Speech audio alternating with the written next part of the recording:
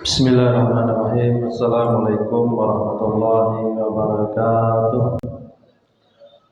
Innal hamdalillah nasta'inuhu wa nastaghfiruhu wa nu'minu bihi wa natawakkalu alayhi wa na'udzu billahi min shururi anfusina min sayyiati a'malina. May yahdihillahu fala mudilla lahu wa may yudlil fala hadiya lahu. Asyhadu an la ilaha illallah wa asyhadu anna Muhammadan abduhu wa rasuluh. Allahumma shalli ala sayyidina Muhammad wa ala alihi wa sahbihi lahu bi ihsan ila yaumiddin. Amma ba'd. Qala Allah ta'ala fi kitabihil karim, a'udzu billahi minasyaitonir rajim. Bismillahirrahmanirrahim. Wa ma innal insana lafi khusrin illa alladziina aamanu wa 'amilus shalihaati wa tawasaw bil haqqi wa tawasaw bis sabr. Qala Nabi sallallahu alaihi wasallam, likulli nabiyyin da'watun mustajabah wa inni ikhtaba'tu da'wati syafa'atan li ummati yaumil qiyamah. Wa hiya na'ilatun man lam yusyrik billahi syai'a, wa kama qala Nabi sallallahu alaihi wasallam. Yang saya muliakan dan yang saya hormati Ustaz Junaidi, yang saya muliakan dan yang saya hormati Bapak-bapak, Ibu, jamaah salat maghrib. Yang pertama, bersyukur kita kepada Allah dengan ucapan alhamdulillahirabbil alamin. Berselawat kepada baginda Nabi besar Muhammad sallallahu alaihi wasallam dengan ucapan Allahumma sholli ala sayyidina Muhammad wa ala ali sayyidina Muhammad. Bapak Ibu yang saya muliakan, zaman dulu ada seseorang namanya Bishr Al-Hafi. Beliau orang biasa.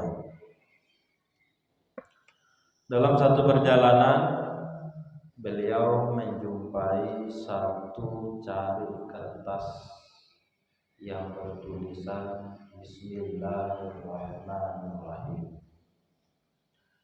Maka melihat tulisan tadi tergeletak di tanah, beliau ambil, ya, tulisannya diambil.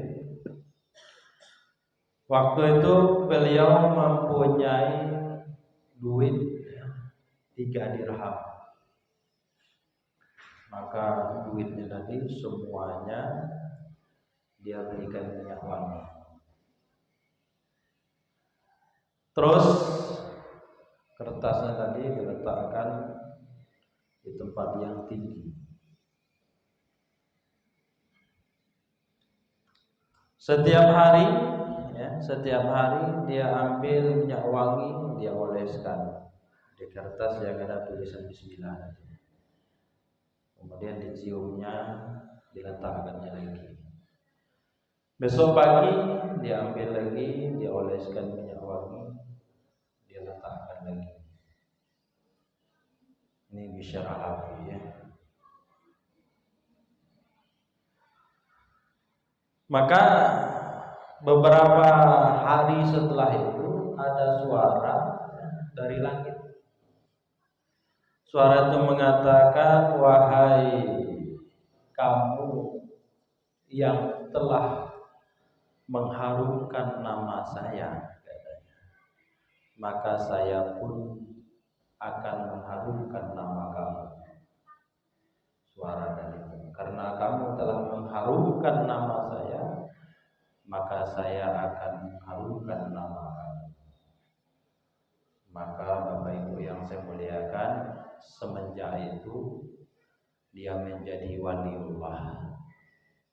Semenjak itu pula namanya diceritakan oleh para alim ulama sampai sekarang. Semenjak itu pula cerita hidupnya diceritakan di dalam kitab-kitab para alim ulama. Karena apa? Mengagungkan, memuliakan kertas, ya, yang di dalamnya ada tulisan Bismillahirrahmanirrahim. Bapak Ibu yang saya muliakan, insyaallah malam ini kita akan membahas hadis-hadis mengenai Bismillah. Dari dulu mungkin kecil-kecil kita, yang pertama kita kenal Bismillah. Bismillahirrahmanirrahim. Sebelum alif bata itu bismillah dulu. Al-babus salis, bab yang ketiga, fi fadilati bismillahirrahmanirrahim, di dalam fadilah bismillahirrahmanirrahim. Ini bab yang ketiga ya, harusnya bab yang kedua, cuman kita persiapkan yang ketiga dulu, insyaallah selanjutnya kita masuk bab yang kedua. Fi fadilati bismillahirrahmanirrahim, di dalam fadilah atau keutamaan bismillahirrahmanirrahim. Ini bismillah ini Bapak Ibu artinya dengan menyebut nama Allah ya. Bismillah dengan menyebut nama Allah. Ar-Rahman. Ar-Rahman zat yang maha pengasih di dunia dan di akhirat. Ar-Rahim zat yang maha penyayang khusus nanti di akhirat. Jadi Allah punya dua sifat yang disebutkan di dalam bismillah. Pertama Ar-Rahman, yang kedua Ar-Rahim. Ar-Rahman ini artinya pengasih di dunia dan di akhirat. Maknanya rahmannya Allah ini semua orang dapat. Baik dia orang taat, baik dia orang ahli maksiat dapat. Baik dia orang Islam ataupun bukan Islam juga dapat. Maka di dunia ini dengan sifat rahmannya Allah seakan-akan manusia itu sama. Semuanya ya dapat makan, ya kan? Semuanya ya sehat, semuanya ya punya keluarga, punya rumah, orang yang rajin ibadah, ya sehat, ya punya rezeki, ya punya rumah. Orang yang tidak pernah taat pun juga kita nampak sama, ya punya rumah, punya rezeki, ya bisa makan, bisa minum. Orang Islam, orang non-Muslim nampaknya juga sama, ya kan? Dia punya rumah, makan, minum, tidak ada bedanya. Ini kata para ulama, sifat rahmannya Allah, semua dapat. Maka ini tidak bisa kita jadikan patokan. Ya. Si Anu itu tidak pernah sholat, hidupnya makmur aja. Si Anu itu tidak pernah namanya ibadah, tapi nampaknya enak-enak aja. Ini tidak bisa jadi patokan, karena sifat rahmannya Allah ini merata, semua mendapatkan manfaatnya.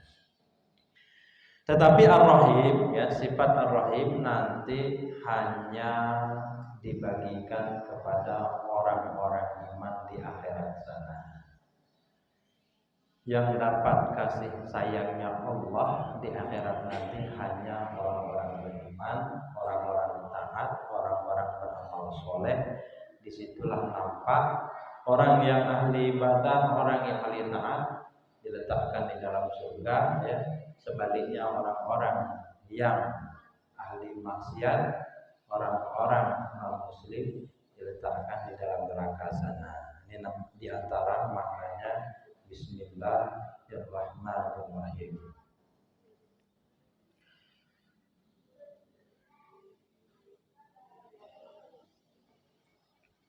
Bismillah ini kata para ulama ketika turun ke muka bumi ini, ya, maka diantaranya angin-angin itu langsung tenang ketika Bismillah ini turun ke muka bumi. Kemudian diantaranya lagi ketika Bismillah ini diturunkan ke muka bumi, maka setan-setan ini merajam dirinya. Tidak suka dia dengan Bismillah.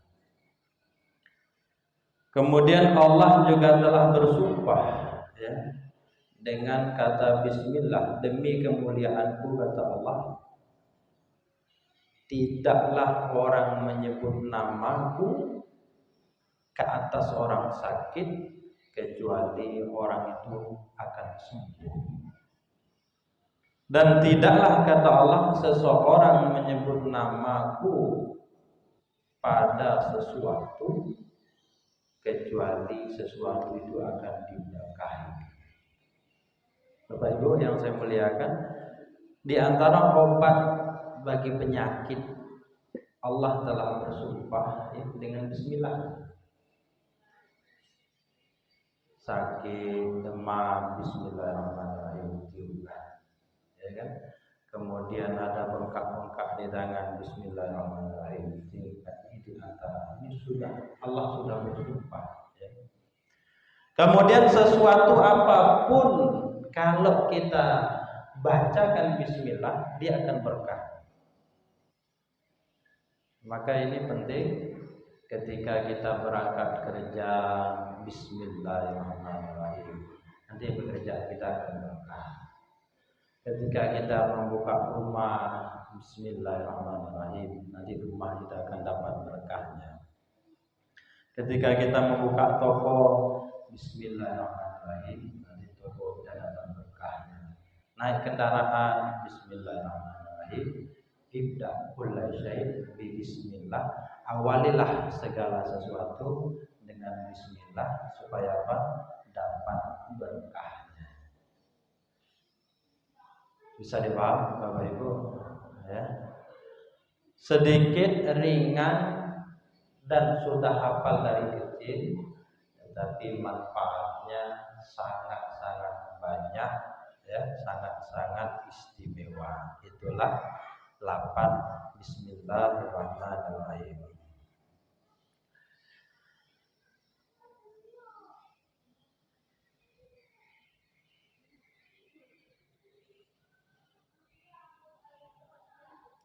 Waqala sallallahu alaihi wasallam, baginda Nabi sallallahu alaihi wasallam mengatakan, mamin abdin, tidak ada seorang hamba yaqulu yang dia mengucapkan bismillahirrahmanirrahim illa zaba syaitanu, kecuali syaitan akan meleleh kama yazubur rasa, sebagaimana melelehnya timah alat nari atas api.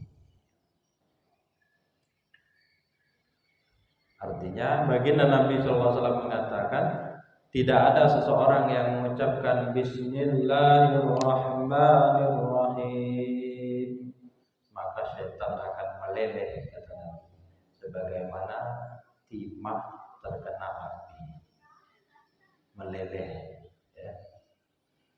Mau makan bismillahirrahmanirrahim, meleleh setan, akhirnya tidak bisa makan.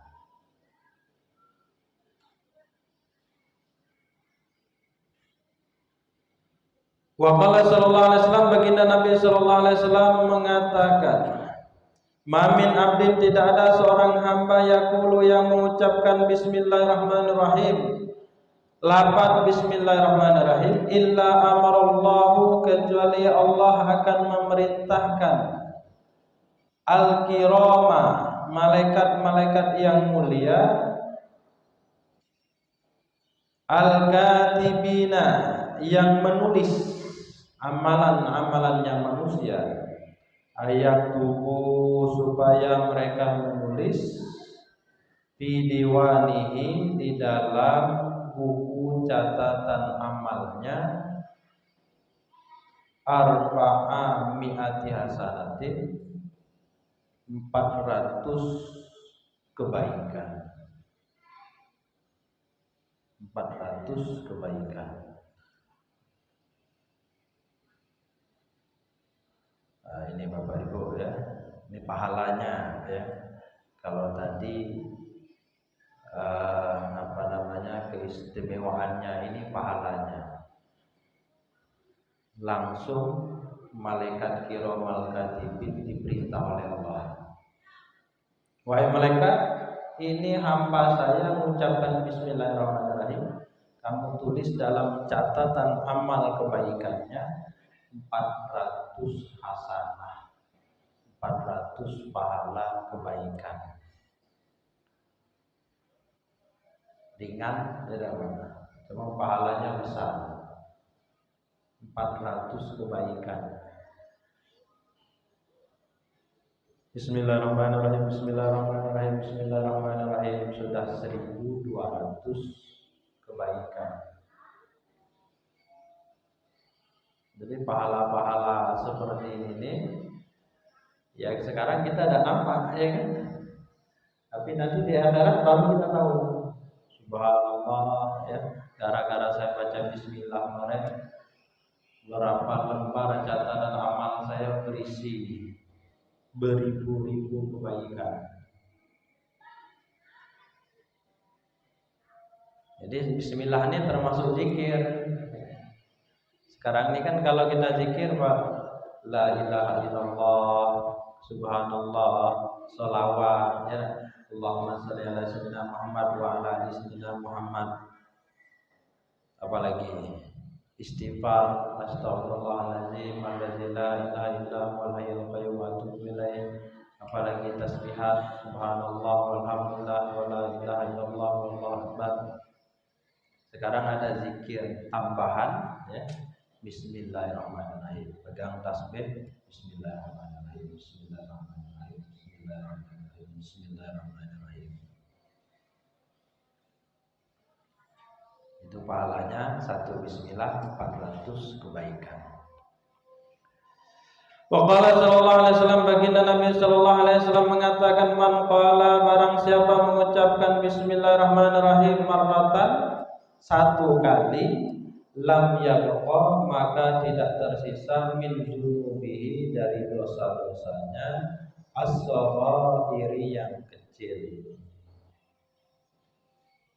zarratan, walaupun hanya sebesar biji sawi. Nah, yang ketiga ini penghapus dosa. Yang pertama setannya meleleh, ya kan? Yang kedua dapat pahala 400 kebaikan. Yang ketiga dosa-dosanya diampuni oleh Allah semuanya, tidak tersisa, walaupun hanya sebesar biji sawi.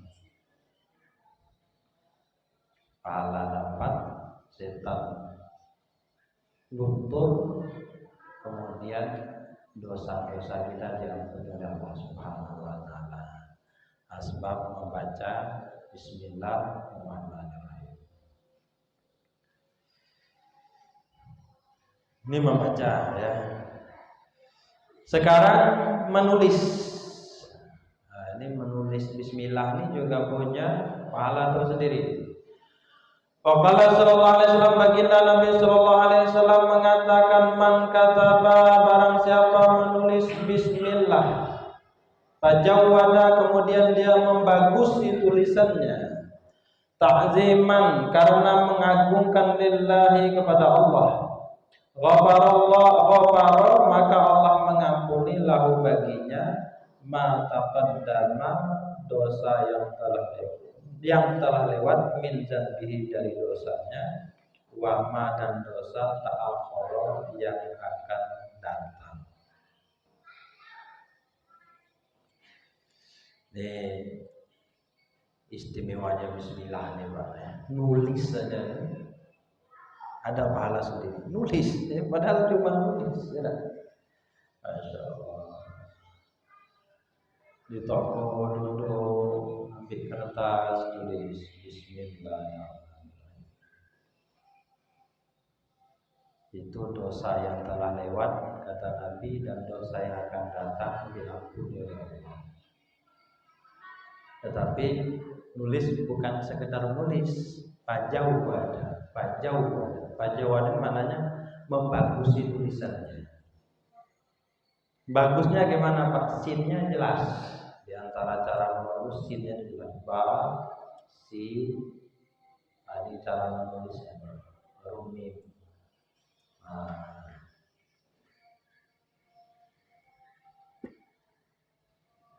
Kemudian kenapa sinnya harus jelas? Niat kita mengagungkan nama Allah dalam tulisan tadi, maka sinnya itu harus jelas. Jangan lurus saja. Sekarang banyak kaligrafi lurus saja. Ini tidak nampak sinnya. Nah, kalau di sini kata para ulama maknanya membaguskan tuh sinnya itu harus jelas. Kemudian mimnya nampak bulan tengahnya. Bismi. Orang-orang yang ahli al-khot ya, tulisan-tulisan bagus tuh punya keistimewaan. Kemarin saya punya kawan yang ahli bikin taman-taman coba. Taman. Maka dia ditugaskan sama Kiai bikin taman di dalam rumah Kiai. Bikin taman bagus.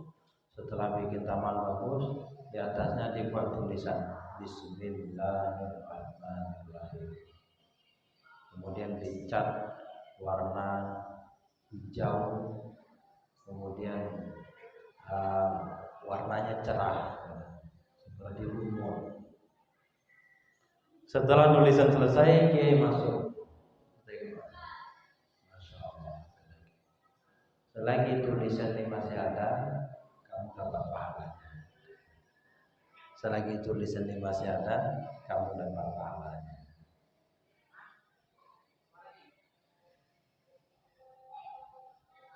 Ini Bapak Ibu yang saya muliakan, untuk apa bagus tulisan Bismillah? Niatnya mengagungkan Allah, mengagungkan nama Allah. Niatnya itu supaya dibilang orang bagus tulisannya, tidak. Pak, kenapa kamu tulisan Bismillah bagus? Betul, saya niat mengagungkan nama Allah, maka tulisan saya bagus. Kita lah secara pribadi kalau orang bikin nama kita bagus diukir-ukir. Pak, nulis apa? Nama kamu, kita tengok. Oh, diukir-ukir bagus betul. Ya, saya memuliakan kamu. Kita bangga ya kan? Masya Allah. Nama saja diukir-ukir. Bagaimana hati dia dengan saya? Tetapi ketika kita orang nulis nama kita, di atas tulisan bagus besar-besar, pas nama kita sekedarnya aja. Nama saya mana? Itu yang paling bawah, paling kecil. Ya tengok. Ini orang ini nampaknya kurang memuliakan saya. Yang di atas bagus-bagus, nama saya malah ditulis jelek, ya kan? Jadi apa ya? Nah, tulis. Kalau surat di atas juga Bismillah, bagus. Baru bawahnya kata-kata yang baik. Sayyidina Umar kirim surat juga di atasnya Bismillahirrahmanirrahim. Saat zaman Nabi kirim surat ke kerajaan, ya juga ditulis dengan Bismillahirrahmanirrahim. Terus di akhir hadis ini dikatakan Allah akan mengampuni dosanya yang telah lewat dan dosa yang akan datang. Ini maknanya apa? Kalau yang telah lewat kita sudah tahu, berarti apa yang kita buat zaman dulu hapus. Lah sekarang dosa yang akan datang itu maknanya apa? Jangan kita salah penafsiran, ya. Nanti kita nilai, berarti kalau sudah nulis Bismillah, habis ini buat dosa tidak apa-apa lagi. Kan sudah ada pada tulisan Bismillah saya. Ini salah paham, ya. Salah paham Bapak Ibu. Maknanya dosa yang akan datang dihapus oleh Allah, itu maknanya kita dijaga dari melakukan dosa-dosa. Ada orang datang, Pak, saya ini sebenarnya tidak mau maksiat, cuma hati saya ini pengennya maksiat terus. Kemudian badan saya juga tidak bisa menghindar dari kemaksiatan. Apa resepnya?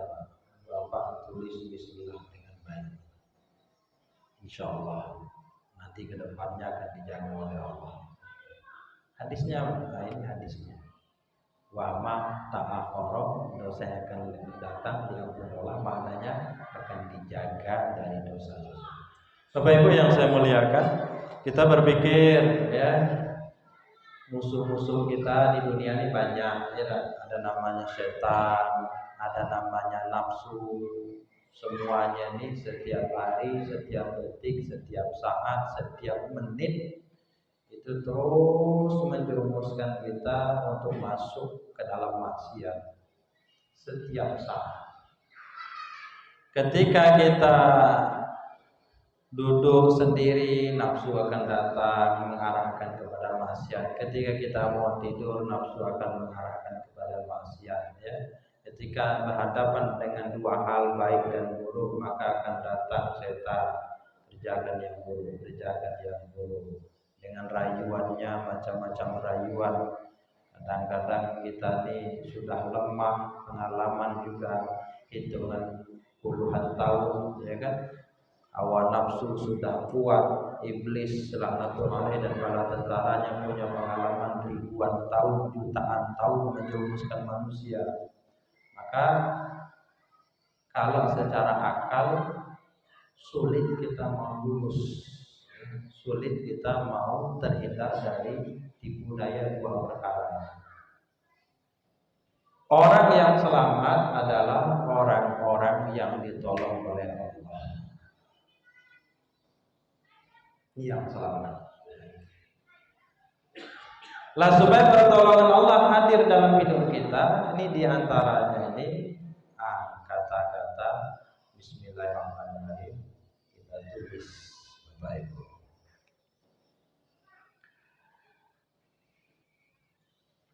Bisa dipahami ya.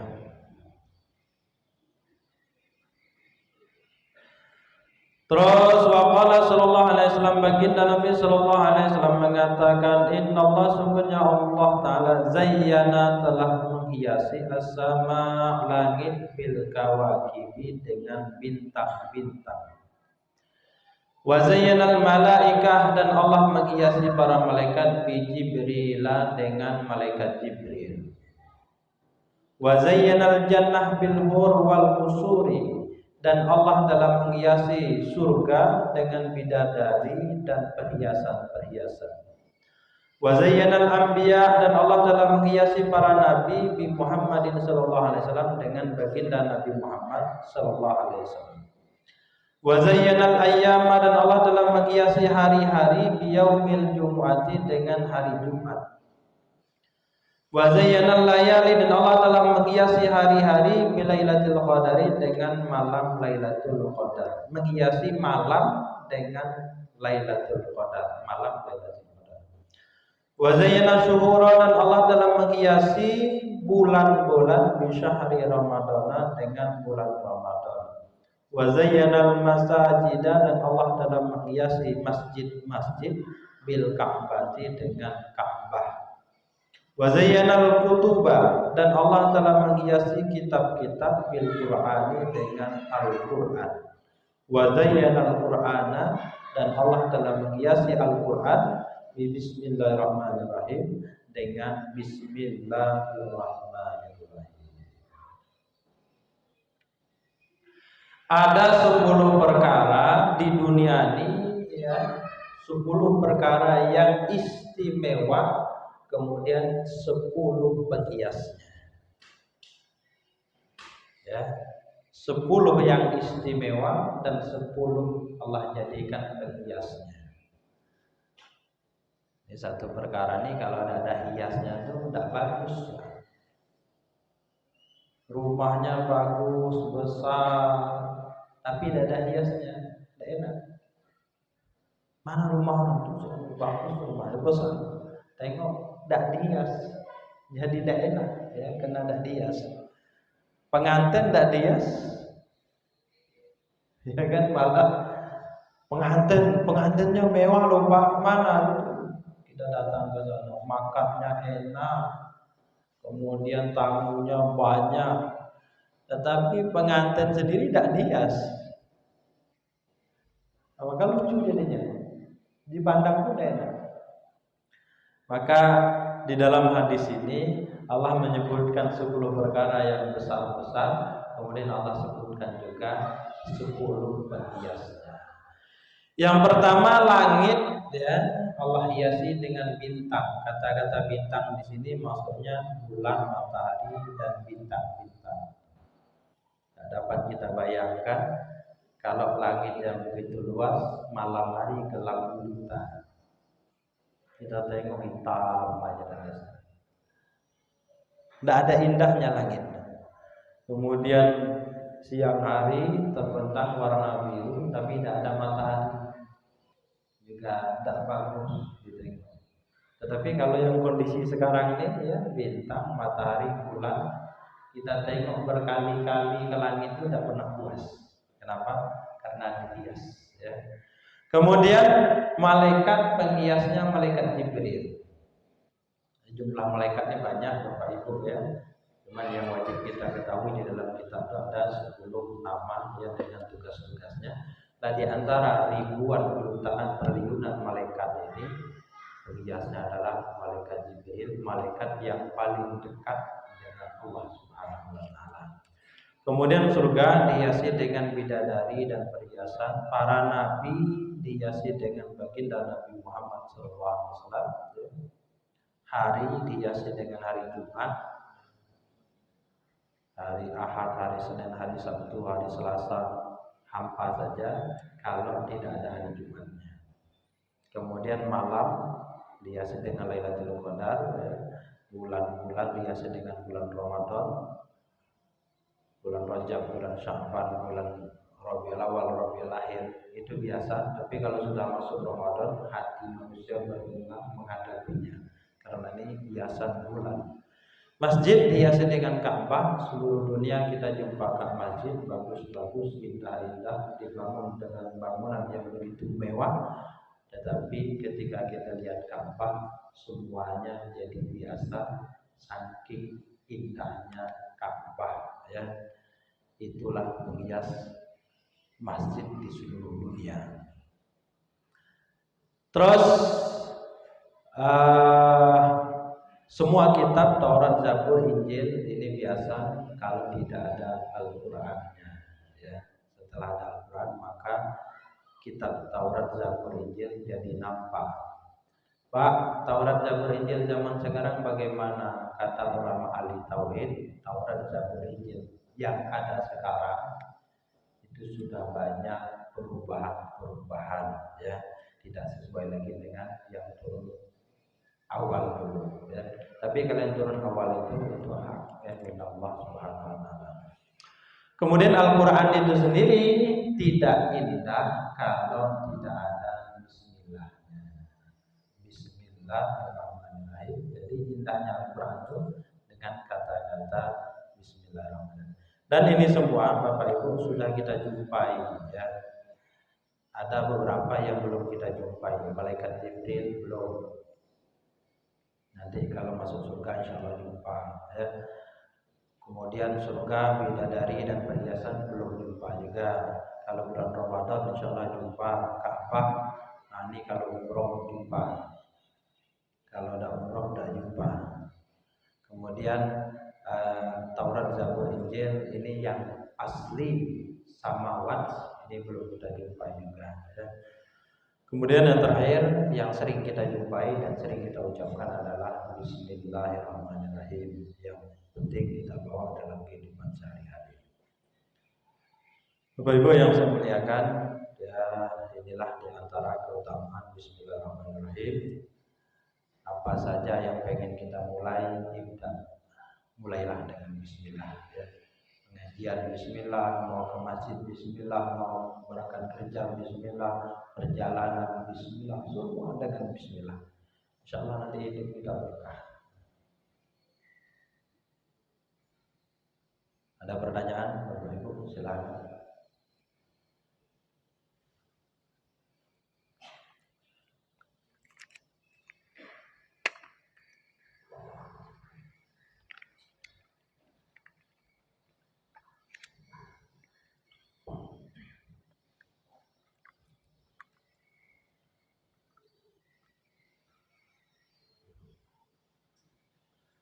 Berapa menit?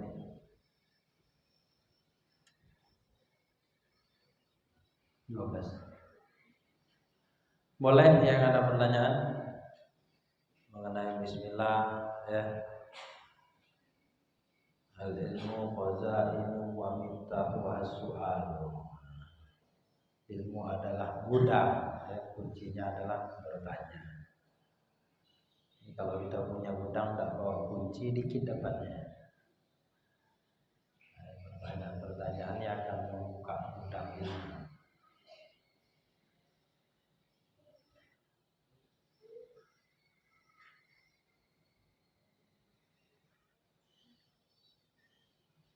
Belum ada. Bapak Ibu yang saya muliakan, insyaallah ya, di antara ilmu itu akan menjadi manfaat dalam kehidupan kita, kuncinya adalah yakin. Nah, orang ini kalau tidak yakin tuh manfaatnya kurang, bisa-bisa tidak ada. Apa iya ya? Keyakinan terhadap ilmu itu sendiri ini akan menjadikan manfaatnya tambah banyak, tambah berkah. Ada satu pengajian, ya, pengajian Bismillah ini lah. Jadi ada seorang pedagang keliling, dia balik dagang, nengok pengajian, duduk dia sebentar. Jadi dalam pengajian itu ustadznya nyampaikan, tuan-tuan, kalau tuan punya hajat, ucapkan Bismillah, katanya. Insya Allah semua hajat Tuhan akan dikabulkan oleh Allah. Duduk dia. Wah, ini ilmu mantap nih dia bilang. Kalau punya hajat, Bismillah cukup. Sudah cukuplah, saya dapat satu ini cukuplah.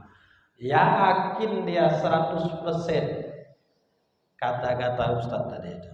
Langsung dia balik di antara rumah dia dengan tempat jualan dia ada sungai.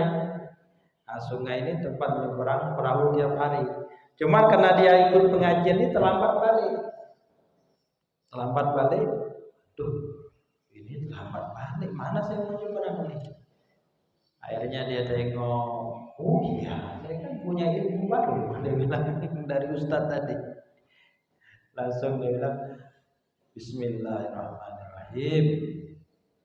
Saya pengen jalan atas air, hajatnya. Jalan dia, di atas air, tidak tenggelam sampai ke rumahnya. Alhamdulillah. Untuk kemarin saya ikut pengajian. Nah, semenjak itu dia tidak mau naik perahu lagi. Pokoknya kalau mau jualan, Bismillahirrahmanirrahim, jalan di atas air. Lah duit yang biasanya untuk perahu tadi dia kumpulkan. Lah beberapa tahun setelah kejadian itu terkumpul duit itu banyak. Dia teringat ini gara-gara Ustaz kemarin nih, saya bisa nyimpan duit sebanyak ini. Akhirnya dia jumpa Ustaz, mohon maaf, saya santri Ustaz, katanya. Yang pertama niat silaturahim, yang kedua saya mengundang Ustaz ke rumah. Saya ada hajat. Di mana rumah? Seberang sungai itu Ustaz. Insyaallah berangkatlah dua orang ini. Sampai di pinggir sungai, tidak ada perahu lagi, sudah malam, ya kan? Ayo Ustaz, dan nyebrang. Kata Ustaznya, pakai apa? Pakai apa kata Ustaz? Itu Ustaz, ilmu yang Ustaz kemarin itu. Yang mana? Bismillah itu Ustaz. Kemarin kan Ustaz nyampaikan barang siapa Bismillah, semua hajat Allah akan mudahkan. Saya selama ini pakai itu Ustaz. Iya. Langsung dia Bismillahirrahmanirrahim. Sampai semua. Ustaznya bingung. Mana nih? Ayo Ustaz, coba Ustaz. Ragu-ragu Ustaznya. Akhirnya Bismillahirrahmanirrahim kejebur Ustaz ke sungai. Sampai seberang kata Ustaznya, Masya Allah, saya nyampaikan ilmu, kamu yang mempunyai keyakinan. Maka yakin kamu dengan Bismillah tadi mendatangkan pertolongan Allah. Tetapi saya punya ilmu itu sudah lama, kata Ustaznya.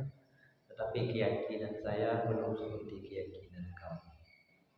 Maka dengan keyakinan itu ilmu yang kita miliki akan menarik pertolongan Allah Subhanahu wa taala. Maka Bapak Ibu yang saya muliakan, hadis-hadis yang kita dengar, ayat Al-Qur'an yang kita baca dalam pengajian mingguan semuanya itu butuh yang namanya keyakinan. Dengan yakin timbul amal, dengan amal timbul jadi sifat dalam hidup kita. Kalau sudah menjadi sifat akan menarik pertolongan Allah Subhanahu wa taala. Maka bismillah ini ada beberapa hadis tadi sudah kita baca, kita bawa dalam kehidupan, kita keyakinkan dalam hati, nanti akan menjadi sifat dalam hidup kita. Apa-apa bismillah, inilah nanti akan menarik pertolongan Allah Subhanahu wa taala. Bisa dipaham Bapak Ibu, itu saja yang dapat saya sampaikan. Lebih dan kurang saya mohon maaf. Kita tutup dengan doa kifaratul majlis. Subhanallah bihamdihi, subhanallah bihamdika, asyhadu an la ilaha illa anta, astaghfiruka wa atubu ilaik. Assalamualaikum warahmatullahi wabarakatuh.